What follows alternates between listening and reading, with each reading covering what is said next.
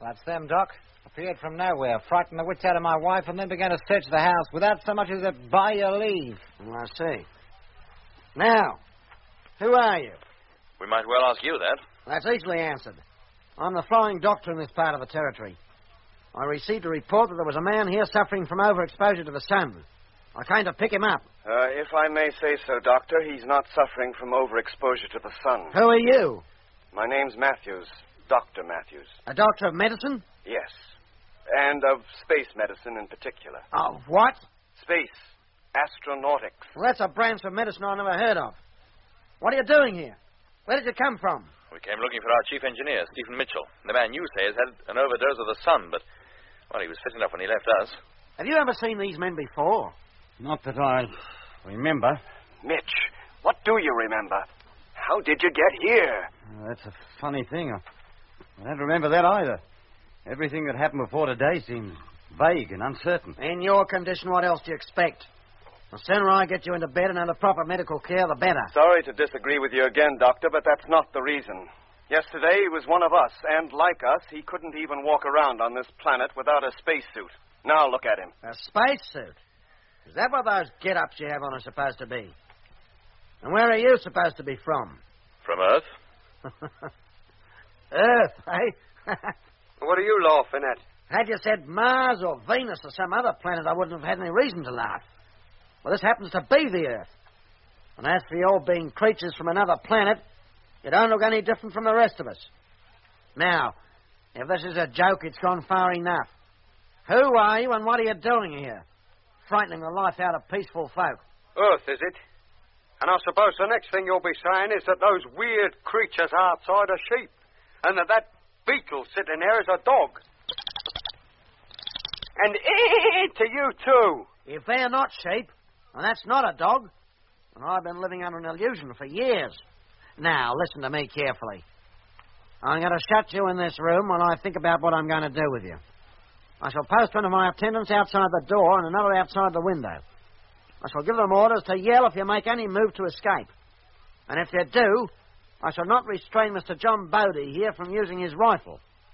Is that clear? Look, you can't keep us here. Captain Morgan's helmet is punctured. His oxygen is escaping. Then tell him to take that goldfish bowl off his head and behave like a normal human being. He can't, I tell you. The oxygen in the atmosphere is far too low for us to breathe. Is it?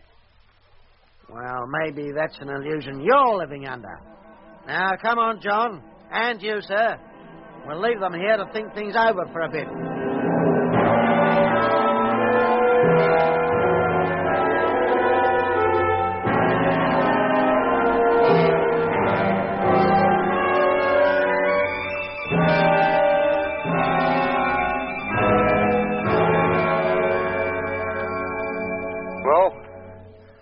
Who's crazy?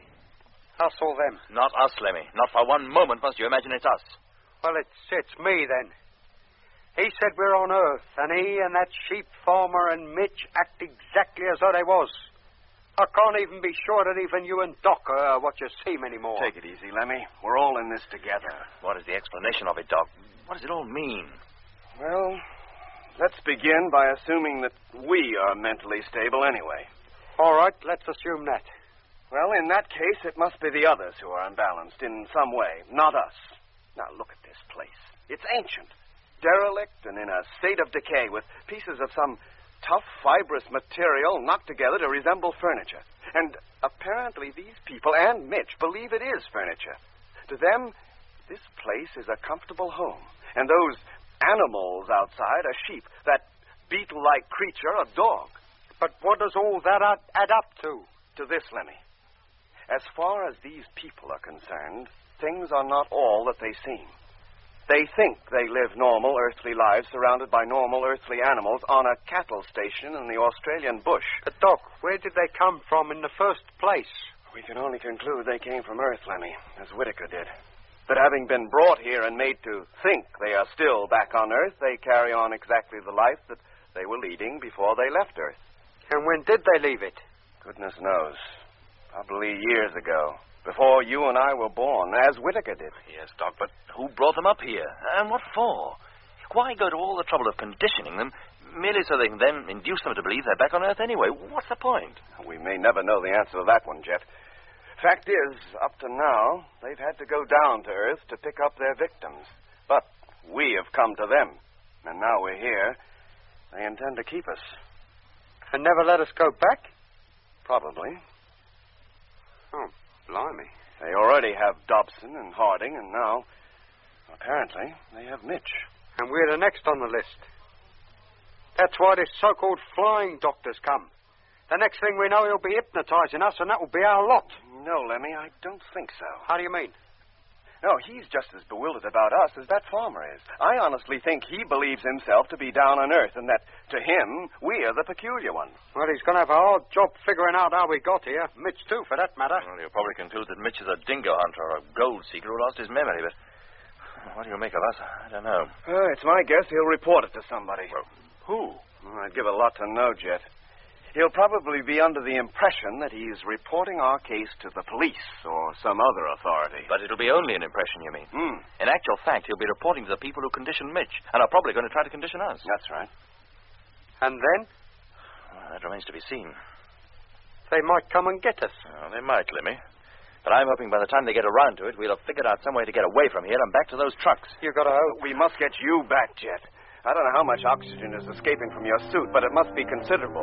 Unless we get back to the truck soon, your chances of survival are going to be very slim.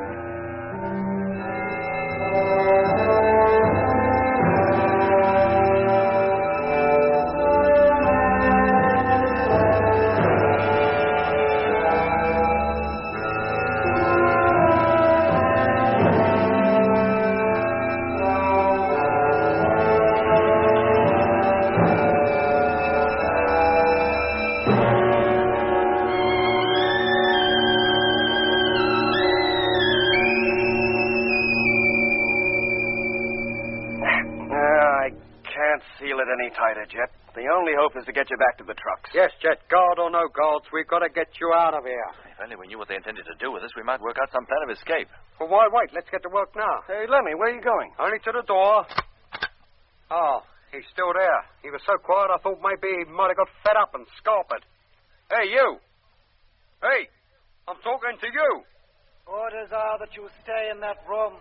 You are not to leave it until told. Hey, Jet, Doc. What is it? That guard out there, it's Dobson, one of the crew of number 2.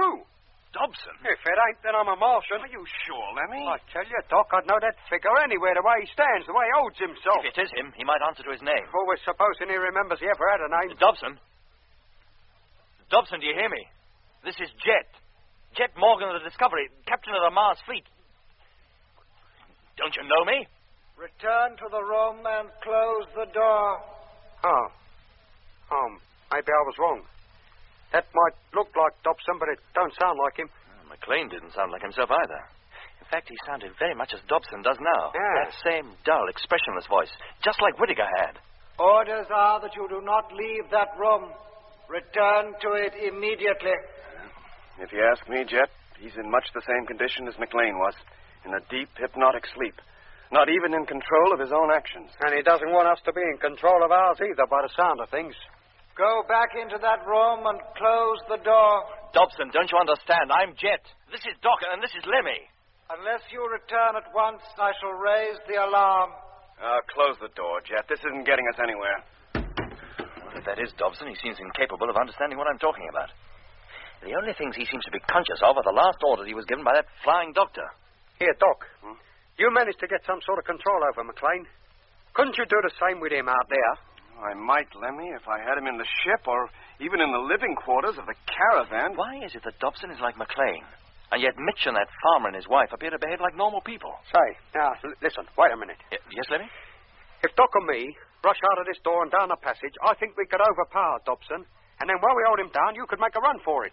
Maybe, Lemmy, but Dobson's bound to start yelling for help, or at least to give the alarm that we're trying to break out. Well, what does that matter, so long as Jet gets back to the trucks? And if he doesn't get there soon, he's never going to make it. Yeah, it might be worth the risk. No, Doc, no. The others are bound to come running in. But you'd be well on your way by then, and that's the important thing. Once you're away, Doc and I would have a better chance of making a break later. Yes, Jet. But stupid for you to remain here while there's the slightest chance of your making an escape. Suppose they decide to keep us here all night and all tomorrow as well. Our suit cylinders carry only 2 days' supply of oxygen, and you must have used at least half of yours in the last 2 or 3 hours. Yeah, but how can you expect me to go running off to safety and leave you and Lemmy here to face the music alone? Because with both our suits still intact, we got a much better chance of survival than you have. If you stay here, you got no chance at all. Come on, Jet. Let's give it a try at least. Now, what do we do, Lemmy? I'll tell you. We fling open the door, run down a passage, and jump on him before he realizes what's happening. You can bet your life that as soon as the other bloke guarding the window hears all the commotion, he'll come running over here to see what it's all about. Then Jet hops out the window, makes his way over the sand dunes to the trucks, and bobs your uncle. All right. And if I make it, I'll call up Frank and get him to head this way with all Never the... mind what you intend to do when you get there, mate. Get there first. All right, Lemmy, all right. All right. That's settled then. Now get over to the window and watch the other guard, who, I'll lay 10 to 1 is Harding. Yeah, more than likely. Okay, let's go. We'll open the door wide, Lemmy, but keep close to the wall and out of sight. Right. With any luck, Dobson will be coming walking down the passage to see what's going on. I gotcha. As soon as he gets close enough, I'll signal. Right. Then you go for his legs. If he doesn't begin to yell, then you yell for him. Good idea. Make all the row you can. Okay, Doc. Now you all set, Jet? Yeah, Lemmy. And let's open the door for a start. No, I'll do that, Lemmy. You get up against the wall, and I'll... Oh. All right, gentlemen. On your feet. You're coming with us. Oh, let's put pay to that little idea, isn't it? Come along. We're taking off almost immediately. Where to? Our orders are to take you with us. And orders must be obeyed without Not question at all times. Blimey, he's at it now. Where's Mitchell? What have you done with him? He's already on his way out to the plane. Plane? That thing out there is the funniest plane I've ever seen. Now, come along. We have no desire to harm you, but if you're troublesome, remember that Mr. Bodie is walking just behind you and that he's carrying his gun. Isn't that so, Mr. Bodie? Yes, Doc. Now, away you go. My 2 attendants will walk either side of you, and Mr. Bodie and I will walk behind you, as far as the plane anyway. Now, get going.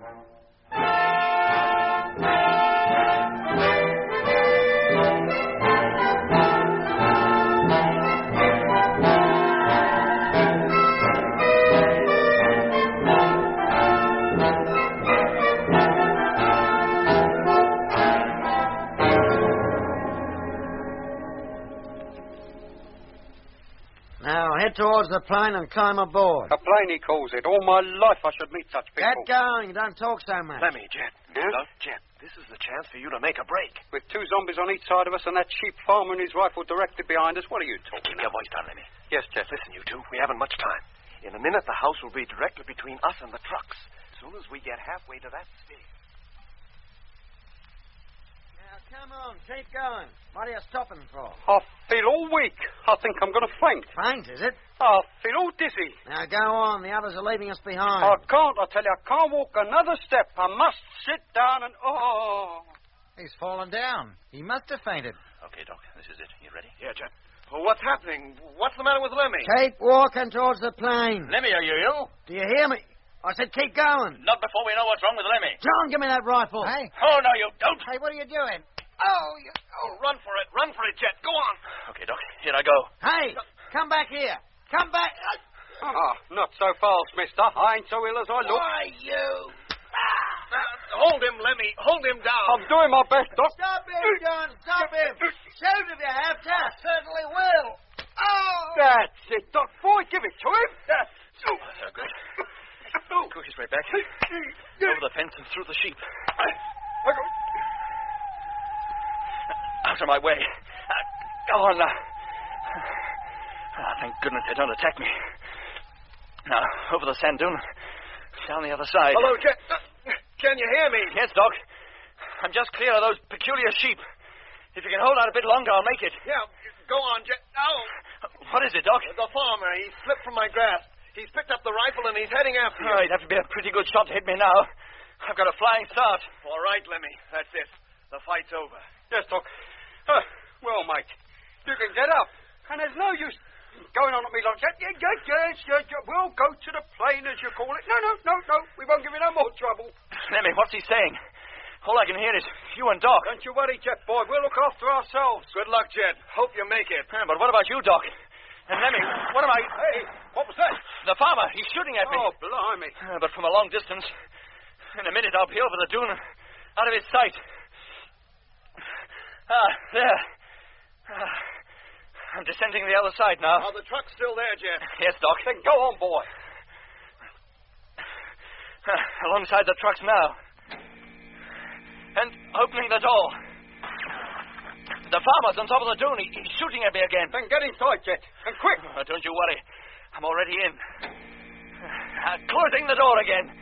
I made it, Lemmy. Did you hear, Doc? I made it. Good for you, Jet. How about you? We're walking towards the sphere again. In fact, we're almost up to its door.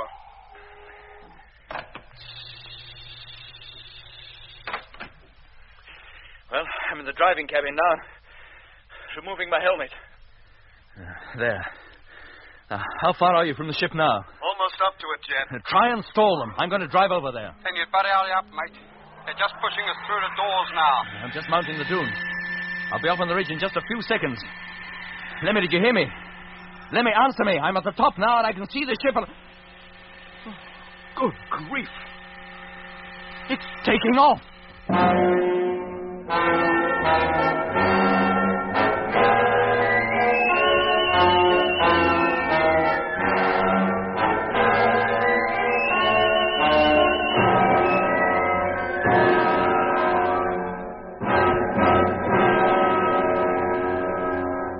Dobson and Harding once more on either side of us, and the so-called flying doctor backed up by the sheep farmer and his rifle behind us. There was no longer any opportunity for Lemmy and I to escape. But at least Jet, with his punctured helmet, had reached the safety of the caravan, and for the time being, at any rate, his life was saved. Meanwhile, Lemmy and I had no choice but to enter the large sphere as ordered by the flying doctor. Although the craft was spherical in shape outside, it was cylindrically shaped inside, with circular walls and flat roof and ceiling. Joining the center of the floor and ceiling was a large pillar, about 4 feet in diameter. Once the entrance to the ship had been sealed, Dobson and Harding seated themselves at the control table and began to manipulate various levers. Almost immediately, a deep, almost musical vibration started up beneath our feet, and we felt the ship take off. A few moments later, the doctor came over to where Lemmy and I were standing near the pillar in the center of the cabin. Dobson, open the door of the upper cabin, will you?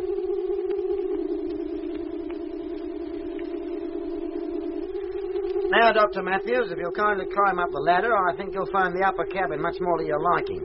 And you, Mr. Barnett. What, me? Go up there? That's what I said, didn't I? But what about Mitch? He's one of us. Where's he going? He's stopping down here with me. Oh, he is he? Well, I expect you'll have something to say about that. About what? Mitch, this bloke is trying to separate us, to get Doc and me to go to another part of the ship while he keeps you down here. What's wrong with that? You think I want to travel in the upper cabin alone with a couple of crazy loons like you? Mitch, boy, I'm Lemmy. This is Doc. Your old crewmates of the Discovery. Of Luna. I never clapped eyes on either of you before. You never... Now, listen, Mitch. Doc, Jet, and me risked our lives trying to find you. I tell you, I don't know what you're talking about. Doc, you talk to him. Oh, there's no point, Lemmy. You'd better go up as the doctor here says. Very well, if you say so. When you get up, you can take your helmets off. There's enough oxygen up there for unconditioned personnel like yourselves to breathe. Unconditioned? And hurry up. I have to close this door before I can open the other. That's it. Thank you.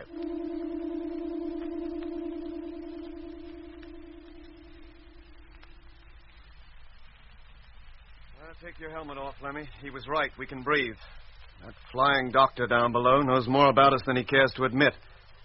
Hey, Lemmy, your helmet. Take it off. Go on. Yes, Doc. And there's no need to make a thing of it. The atmosphere is okay, I tell you. I've been breathing it for the last 5 minutes. Huh. Well, what is going on, Doc? What are those Martians trying to do to us? Send us crackers? And are they Martians, Doc? And are we still on Mars? I'm so confused, I just don't know where I am anymore. Lemmy, come over here. Look out of this porthole. There. Look at that landscape. At the pink desert down there. Did you ever see anything like that down on Earth? No, Doc. Of course you didn't. Because we're not on Earth. This is Mars, all right. But that farmer and his wife, they seem to think they were back on Earth. And so did Mitch. Now, why, Doc? What does it all mean? Somehow, someone has been traveling between here and Earth and picking up human beings from all parts of its surface and bringing them here. And on the way back, they've been conditioned. So that it's not only possible for them to live in the Martian atmosphere, but for them to believe they're still living normal lives back on Earth. I see what you mean. There are even animals here for them to raise. Oh, they're not sheep, but they think they are. They even think another type of Martian animal is a dog. Then what about that flying doctor down below? What is he? He seems to know what's going on all right. Why else would he put us in this special oxygenized chamber? Hey, and why does this ship carry a special oxygenized chamber suitable for Earthmen like ourselves to live in? Well, that's a point. Yeah. Do you think this is one of the Martian ships that goes to Earth to pick up victims? I doubt it, Lemmy. It hardly seems big enough for that. Well, unless it were carried in a bigger ship, which waited above the Earth while this one and others like it made the descent down to the surface. Hey, Doc, look down there. What? We seem to have left the desert behind. We're flying over greeny brown country now. Yes. Well, we've been traveling in a northwesterly direction.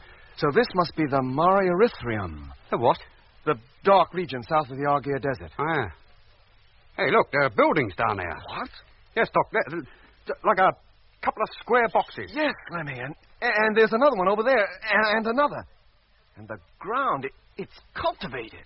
Cultivated? Yes. And those box-like buildings must be the homes of the people who look after it. Earthmen, you mean? Brought here from Earth and put to work as farmers. If there are thousands of Earthmen and women up here, as I think they are, then they have to have food. Somebody has to grow food for them and probably for their masters, too. Yeah. Oh, they seem to have things pretty well organized up here, don't they? Hey, look. There's another canal down there, directly below us. Yes. We seem to be following its course. Where does it lead to? And when they get us there, what do you think they'll do to us? I can't imagine. Well, they'll never make a farmer out of me. I know that. I don't doubt it, Lemmy. Doc, why haven't they conditioned us? Like they have Mitch. Well, they did try to condition you, Lemmy, twice. Yeah. But why not you? Well, maybe because I'm not a good subject. At the medical college, even the director of the Department of Hypnotic Medicine failed to put me to sleep. I just didn't react. Go on. Yeah. Hey, what would happen if you were back on Earth and you had to have an operation then? Well, they'd have to use anesthetics. I've heard of people like that, Doc, but I didn't realize you were one. Well, yes, I am. And that's probably why, of all of us, I'm the only one that's not been affected by orange lights or sleep-inducing sounds. Then from now on, I'll stick close to you. And then if I start hearing that weird noise, you can help me. Hey, Doc, listen. Huh? Am I imagining things, or do I hear it now? Yes, Lemmy. You do. And so do I. Oh, blimey, Doc. They're at it again. Now, Lemmy, keep calm. Tell yourself that whatever happens, you will not go to sleep. Yes, Doc. Whatever happens, I will not go to sleep. Whatever happens, I will not go to sleep. Whatever happens, I will not go... Lemmy, walk up and down. Stay on your feet and keep moving. Yeah. Yes, Doc. What are you doing? To keep you awake, Lemmy. Now, don't go to sleep. It's all right for you, Doc. It doesn't seem to affect you. And I'm going to see that it doesn't affect you either. Now, come on, start walking.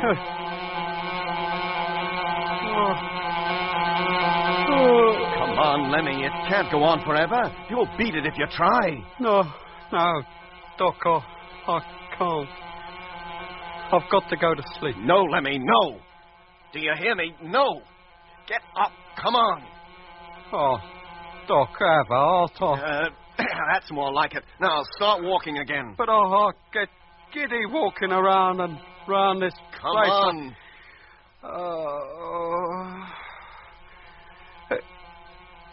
Oh. Feeling better? Yes, Doc. Oh, I think so. That noise seems to be going here. It's dying away. Well, keep moving just the same. Yes, Doc. And I don't feel half so tired now. Good. I think you'll beat it, Lemmy. It didn't work this time, did it? No, Doc. It had no effect on me at all. Well, I wouldn't go that far. Oh, I'm immune, like you. Now, Doc, now what did I tell you? All you need is willpower. Calm down, Lemmy. I'll show 'em. Lemmy. Try and make a Whittaker out of me, would they? Lemmy. Yes, Doc? I think we're going to land. I'm sure we are. Come on over to the window. There. Now, what did I tell you? Crikey, Doc. The Eye of Mars. Huh? The place where lots of the canals meet Oh. at one point. Like the spokes of a wheel. But when we looked at it through the televiewer a couple of weeks before we got here, it looked just like an eye. It's the Lacus Solis, Lemmy. The Lake of the Sun. Why are they bringing us here? How should I know? Hey, wait a minute. Look down there on that oasis. The green patch. Another city, but a huge one. Much bigger than the one you got lost in. And there's no doubt about it, Lemmy. This is where we're landing. And what happens to us now? And what about Jet? Stuck back there by that farmhouse with only a Whittaker McLean for company? I don't know, Lemmy. We can only wait and see.